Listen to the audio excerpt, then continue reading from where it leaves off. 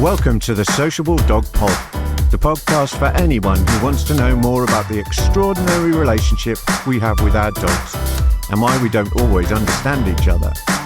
We'll be digging into the roots of dog behaviour so we can get to know our best friends better and make our lives with them a little richer. We'll be busting some of those sticky myths about why they do what they do, exploring how they learn and trying to interpret their language. We'll talk science, we'll share stories, have some laughs, and make some interesting discoveries all along the way. I'm Si Wooler, and I've been working with dogs and their humans for more than 15 years. So let's talk dogs. We had a great conversation last week with Rory about Sophie from Romania. Now, I think it's fair to say Sophie is quite an extreme case when it comes to fearfulness. But lots of dogs have different sorts of anxieties. What are the sort of fears and anxieties you tend to see? Yeah, Sophie is quite an extreme case, but not necessarily a unique one. Plenty of dogs exhibit the kind of fear that Sophie exhibits. She's typical of some of them that I see. So, for example, I see extreme fear of noises. So sensitivity towards noise is not an uncommon fear amongst dogs. There are then those social fears like fear of other dogs, fear of strangers, which is something that we looked at the week before last. And then there are the kinds of things like separation anxiety, where dogs don't cope well with being on their own or more specifically away from either generally people or particular people. They might have an attachment to one particular individual, or else they are generally upset by not having human company. It's a complex area and, in my opinion, one that should be dealt with by specialists, and I know a number of them, and I hope that we will get somebody to talk to us about that in a future podcast. So what causes fears and anxieties? Do we know? Do we not know? Yes, we do know. We know quite well, actually. There are 4 real areas that you need to look at. One is genetics. They are genetically predisposed to be fearful, either in general or towards something in particular. And that is genetically passed down through generations. Okay, so some dogs are just born fearful. They are born fearful.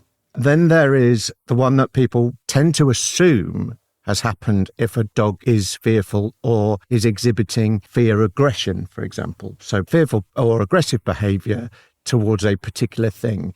They have experienced a trauma. So something has happened to them that has meant they've acquired a fear. Okay. Then there's the mother during pregnancy experiences a trauma or is generally fearful. Then she will give birth to a litter that is generally anxious. If the mother behaves in an anxious way as she rears the pups, then that can have an impact on them as well. So you've got traumatic experience, you've got a trauma felt by the mother during pregnancy, you've got a nervous mother rearing them, and you've got genetics. Wow. So there's a lot going on there. How do we tell what's anxiety and what's just stubbornness, sort of I don't want to go there and so I'm just going to hang back, or I don't want to do this so I'm going to make it difficult for you to make me. Yes, I think there's something to break down there, which is the assumption that dogs are being stubborn or trying to get the better of you or being in charge of you. We've talked a lot about the myth of dominance and pack leadership, and we probably don't really need to go back over that, but dogs generally do what works. They are not steered by a desire to get the better of us. They just know what they like or what they want to avoid. It might be there's something really reinforcing in that direction. So I really want to go over there because it's fun and I know it's fun. Or there is, as you say, I don't want to go over there because I'm nervous of it. So I would rather stick to what I know.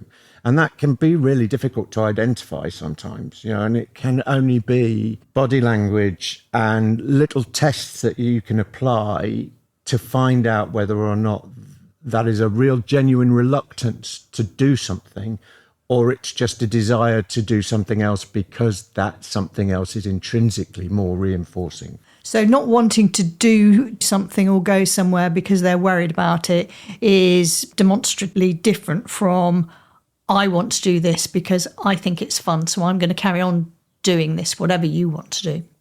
If they've learned that if they dig in and wait you out, you're going to give in, then they're going to dig in and wait you out more in order to do whatever it is that they want to do or gain whatever they want to do. Behaviour is very largely about profit and loss. We've talked about that before. We've talked about the economics of behaviour. And essentially, dogs behave in really simple ways. They want profit to continue and to avoid loss. It's not a competition. They're not in conflict with us. They are just working the system, if you like. And the difference, which we're going to come to, is what's the motivation? If you know what the motivation for the behaviour is, you're going to know how to change it. How do we help as far as we can, or how do we prevent as far as we can, a dog from becoming fearful? I mean, clearly the genetic component or the trauma to the mother, it's kind of that ship sailed. But is there anything that we can do to set dogs up for a more confident life? Yes, I want to address something that you did just say there. Firstly, genetics. Yes, the ship sailed in as much as it's there, it's installed, but it's possible to alter genetics. Genetics can be influenced by environment. We know that now. At one time, we thought that once your parents had got together and you'd got half of your genetic material from your mum and half your genetic material from your dad, and genes were produced and proteins were produced, and those had an effect on all the other genes in your DNA. Now we know that actually we can alter that. We can start almost instructing genes to turn on and off and be expressed or not be expressed. It's a complex area and I'm not very familiar with it. So I would talk about it with caution, but enough to say that there is no one gene involved in, for example, behavioural traits. There are multiple genes involved and they may be influenced by other genes and they may be influenced by the environment. The mother being traumatised during pregnancy is pretty much the same rules apply. There's some debate around whether or not you can effectively fix fear and how much you can do it by and what kinds you can have more success with. So, for example, there's a hot debate over whether you can alter fear that is caused by trauma in adulthood. I would argue that you can have some success with that. Indeed, there's debate across the board. And what has to be said is that it is very easily installed, for the want of a better word. But what is commonly agreed is that it's easy to start and really difficult to stop. So how, as far as we can we prevent it? Oh, yes, that was the question, wasn't it? It was the original question, but don't worry about it. You can do it by being aware of the genetic inheritance so that you are responsibly breeding them. There's a responsibility for breeders in that regard. There are plenty of good breeders, both commercial and kitchen breeders, for example, who will produce litters that are genetically sound, if you like. They've done their homework and they've been responsible and they've done everything they can to ensure that the right animals have bred to produce that litter. The other thing that we can do is to socialise puppies. And by socialising, I mean expose them to absolutely as much as we possibly can in a controlled way whereby they are not caused to be fearful. So socialisation for puppies, the sooner you can do it, the better. You quite often come across people who've got little puppies, and if you come across with your dog and the dog goes meow at the puppy, they're very understanding and they tend to say, oh, it's all right, it's just being told off, it'll be fine. You get a bit worried about that, don't you? I do, because I want to avoid, in that first 12 weeks, 16 weeks, when they're in that developmental period where they're going to be exposed to things that could very well have an impact on them for the rest of their lives. I don't want anything bad happening to them, and I want to minimise the risk of that so that they are well socialised and they have no reason to want to avoid anything. It is one of the myths that it's good for puppies to be told off by adult dogs because it puts them in their place. There's plenty of time for that sort of thing to happen in adolescence and adulthood. It doesn't want to happen in puppyhood if we can help it. While we're on the subject of sticky myths, the other one is about comforting your puppy or your dog if they've had a scare. The myth goes that if you do that, you're reinforcing the fear. Now, I remember when I got my first dog, I was definitely told that. Right. There's a big conversation to be had around this, but what I'm going to do first is I'm going to start with the question and I'm going to answer that directly, which is no. This is a very sticky myth, but it is a myth nonetheless. It's interesting how these things percolate through and become entrenched and well established, and quite where they come from, it's never clear or straightforward. As far as fear is concerned, it's important to remember that we're dealing with an emotion here, and emotions respond to different kinds of input.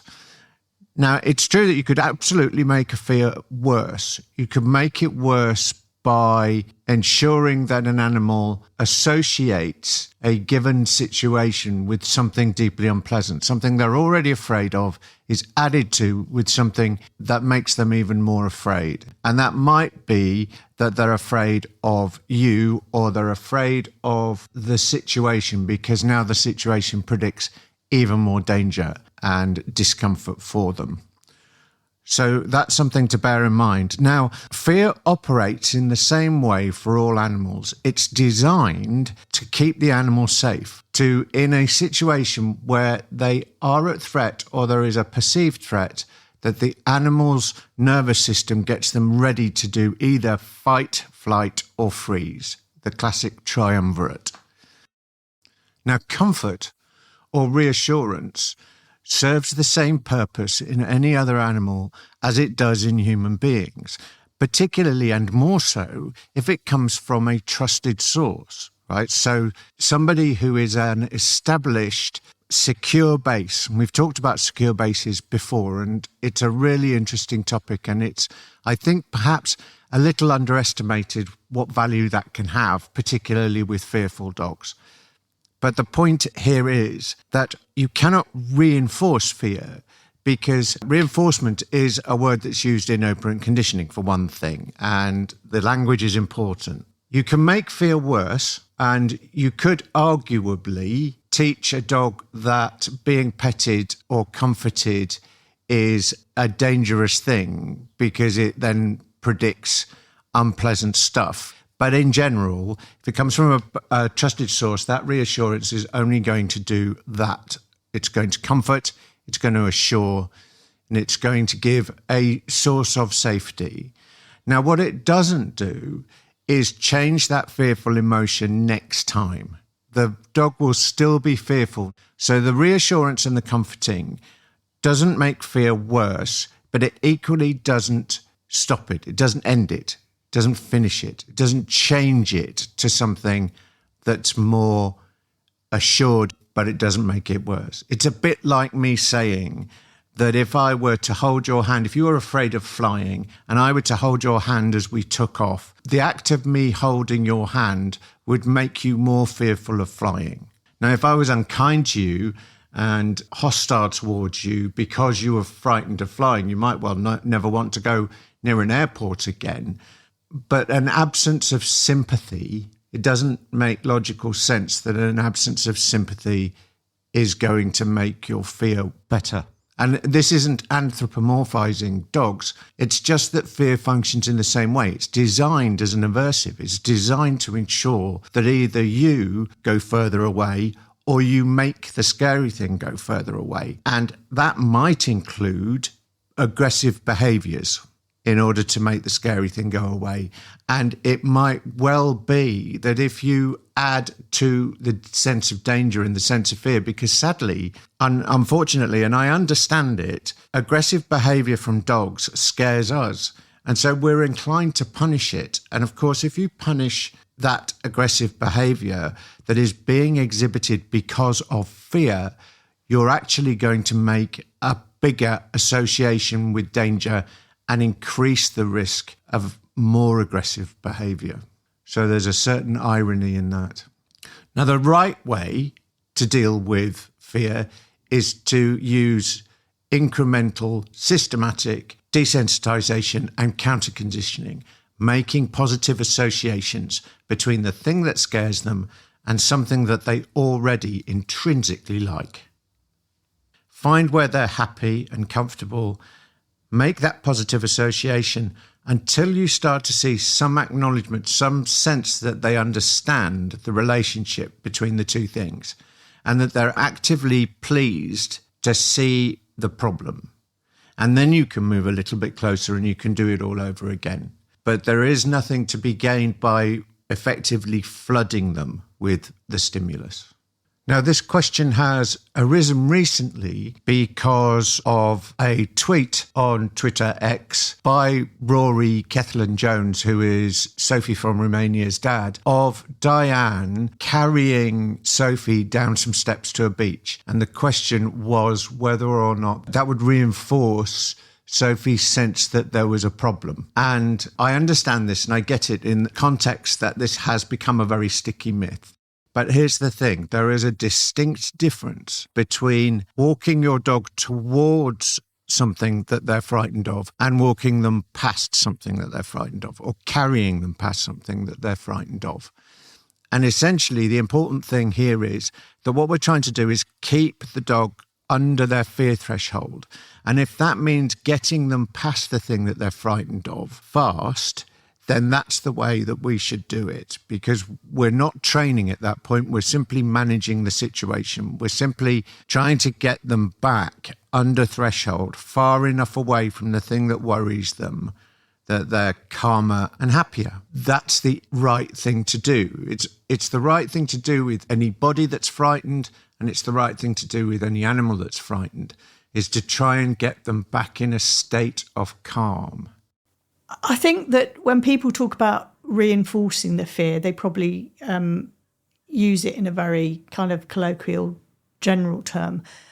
But actually for you, in dog training, reinforcement has a very specific meaning, doesn't it? It does. And I think what they tend to mean when they talk about reinforcing fear is they tend to mean confirming it. So they tend to think that what we're doing is saying to dogs, you are absolutely right to be fearful of this thing. And I'm showing you that you're right by behaving in a similar way or calming you down. And that's going to say to the dog, there's some reason to be calmed down. That's problematic for me for the same reasons that I mentioned a second ago.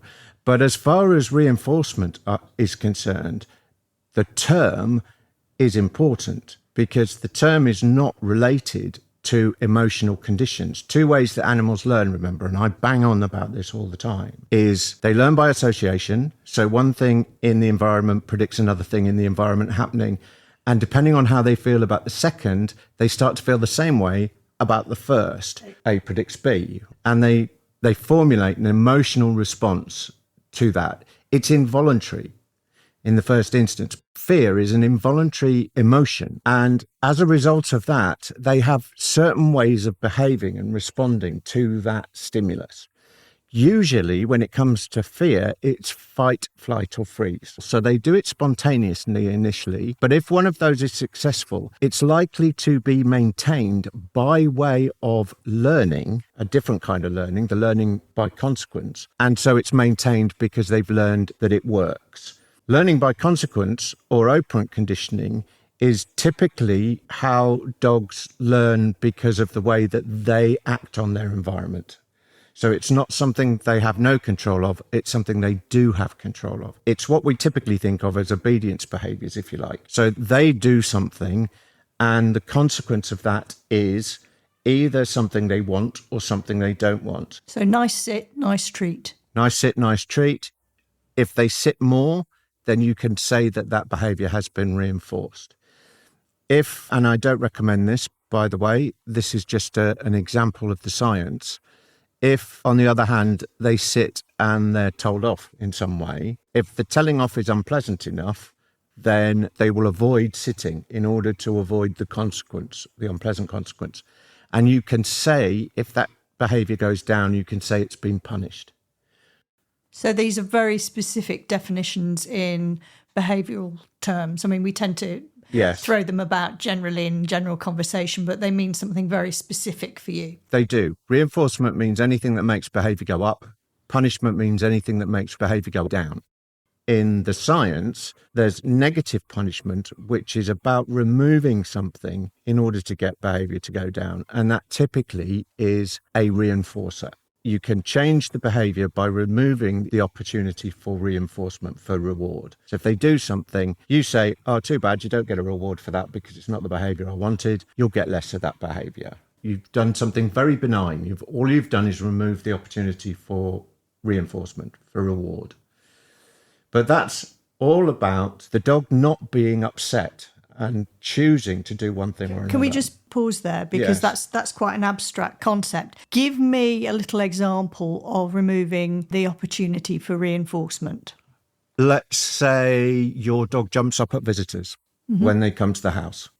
And they're jumping up at the visitors because they are glad to see them, right? They're pro-social dogs. They like human beings.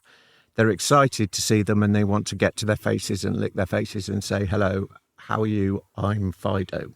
In order to get that behaviour to go down, to get them to keep their paws on the floor, the moment they jump up, the visitor either leaves or you take the dog into another room for 10 seconds or 20 seconds, depending on what. And then you bring them back and they do it again. And so you remove the opportunity for reward. The opportunity for reward is the attention from the visitor. But every time they jump up, they lose the potential for that. And so they learn that it's the jumping up that costs them. And so they keep their feet on the floor. And when they keep their feet on the floor, the guest says hello. So you get less of the jumping up. Okay. So how does that fit in with the idea of reinforcing fear? It's simply about motivations, how fear functions. Fear is not something that can be influenced in that way, right? We can influence fear and whether or not we can reduce it by gradually making positive associations. Comfort is something more about reassurance than it is about hoping to change the emotional response, if you like. So it's a management thing. It's about keeping the dog as much under threshold as possible. So, for example, nobody would suggest, at least I hope they wouldn't, nobody would suggest that a dog terrified of thunderstorms should stand out in one. But you can make an environment comfortable for them if they indicate that they want your presence. So, for example, they might come and cuddle up to you. Then there is absolutely no reason why you shouldn't do that. Because what you want is to alleviate, as much as possible, alleviate that terror you see in thunderstorms. And that might be about finding an internal space that's quieter, even trying to actively make it quieter by using curtaining or, stuff like that. So that's the reinforcement myth. That was quite a long answer, but I think... Yeah, you know me. Yes. Sometimes what dogs are worried about can seem absolutely, completely illogical. Yes, but fear isn't abnormal. One thing that's really important to point out is fear is a normal response. Fear is about self-preservation. It's about survival. It's how animals survive unknown situations or dangerous situations. The default assumption is that things are dangerous because if you don't make that assumption and you think something isn't dangerous and you're wrong, you're not going to live to make that mistake twice. So in an evolutionary sense, fear is a perfectly normal response to unfamiliar things. But in extreme, particularly when that fear means that you are so fearful that you don't get opportunity to do things that are also life-preserving. Can fear be fixed if it's so deeply rooted and so deeply bound up with, the basics of survival? Yes. The tricky thing about fear is it can regress and it can take serious nosedives, even when you've got a long way down the road to solving the problem. But that said, you are always going to make some progress, in my view. I've never had a case where I haven't made any progress at all. With social fears, like fear of other dogs and fear of strangers in particular, then my argument always goes, if your dog can get used to and like the first test subject that we put in front of them, because we do these procedures, then they can get used to the next one and the next one and the next one. That's subject entirely to how much application you can give to it. So, yes, it absolutely can be fixed, because if it couldn't, There'd be a lot more frightened dogs in the world.